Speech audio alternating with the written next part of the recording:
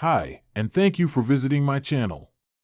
For more information, kindly subscribe and follow. Now let's get started. Aldis is the general manager of WWE SmackDown.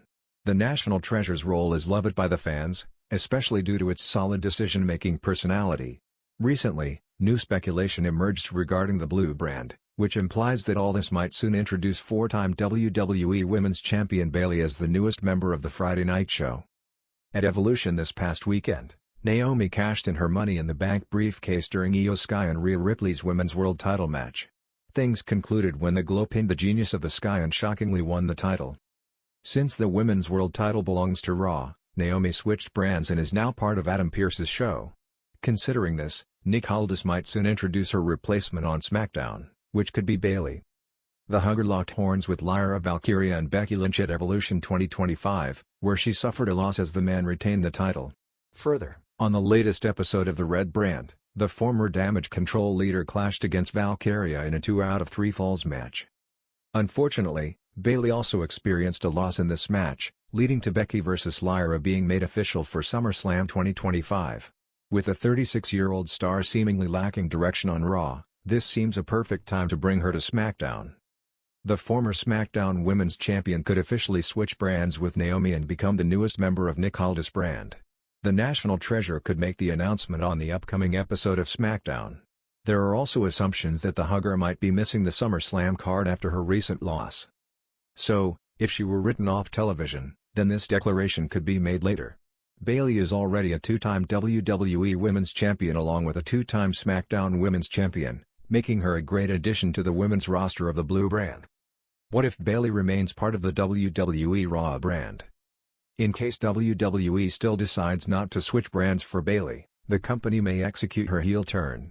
When the veteran suffered the loss on Raw against Lyra, the frustration was visible on her face. All this frustration could finally lead to Bayley turning into a villainous star in the sports entertainment juggernaut. Triple H can book this heel turn if the former women's champion launches an attack on Becky and Valkyria at the biggest party of the summer. This angle will not only reinsert the Hugger into the women's IC title picture but also solidify her heel turn in WWE. The SmackDown general manager, Aldis, had made it his mission to reshape the Blue brand since taking the reins. With Roman Reigns on hiatus and the bloodline fractured beyond recognition, a power vacuum had opened. The men's division was unpredictable, the tag scene had been shaken, and now it was time for Aldis to shift focus to the SmackDown women's division, where chaos was starting to brew in the absence of strong leadership and standout contenders. On the previous week's episode, Bayley had barely retained her WWE Women's Championship in a controversial finish against Tiffany Stratton. The locker room was growing restless.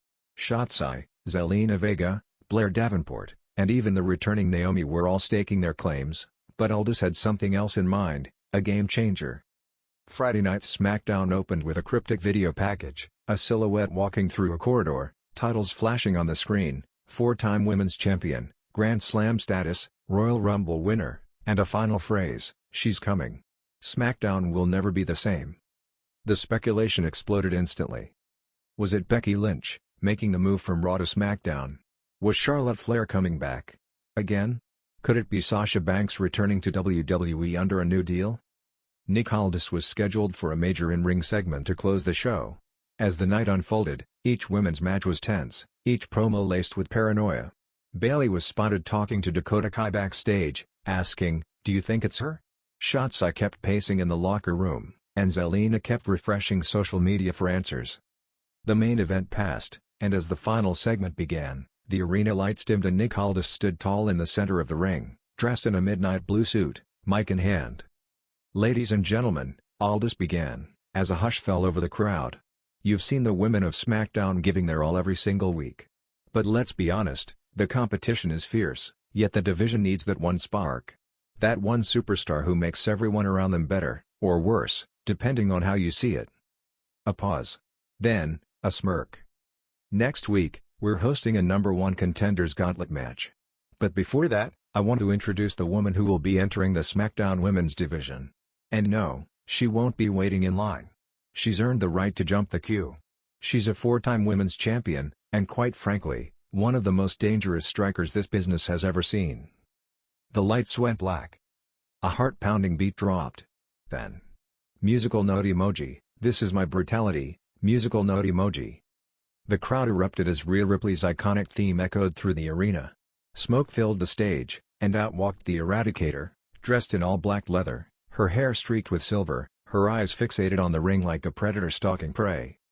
The WWE Universe couldn't believe it. Rhea Ripley was back, and she was SmackDown's problem now. Nick Aldis stood smiling proudly in the ring as Rhea entered and faced him. He offered the microphone. She didn't take it at first. She circled the ring slowly, letting the weight of her return settle in. Finally, she took the mic. "SmackDown," she growled, "Mommy's home." The crowd lost it. "I've sat back long enough, watching people pretend they run this division. Tiffany? Cute. Bayley? She's still cosplaying a champion. Shotzi? Unhinged doesn't mean unbeatable. And Zelina? Please." Aldis gave her space as she stepped closer to the hard cam. "I've been gone for a while. But I didn't come back for a warm welcome or a celebration. I came back because I'm taking over.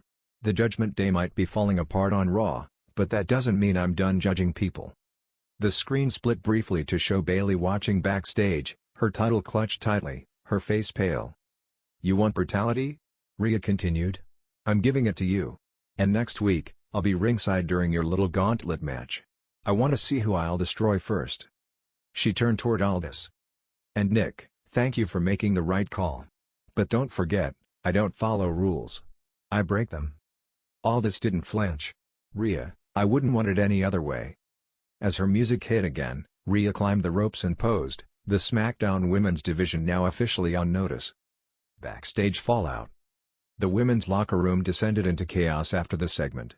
Bayley stormed into Aldis' office demanding to know if Rhea was promised a title shot. Shotzi slammed her locker shut and declared, "Let her watch the gauntlet, she'll learn who's really unhinged." Naomi simply nodded to herself, whispering, "Now this is about to get interesting." Even Tiffany Stratton, interviewed by Kathy Kelly, rolled her eyes. "Rhea Ripley? Welcome to Tiffy time. You're not the only star around here, sweetheart." But perhaps the most intriguing reaction came from Bianca Belair, who posted a cryptic video from home, a single smirk, and the words, "Time to fix this.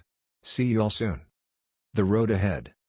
With Rhea Ripley now on SmackDown, the entire women's division has been turned upside down.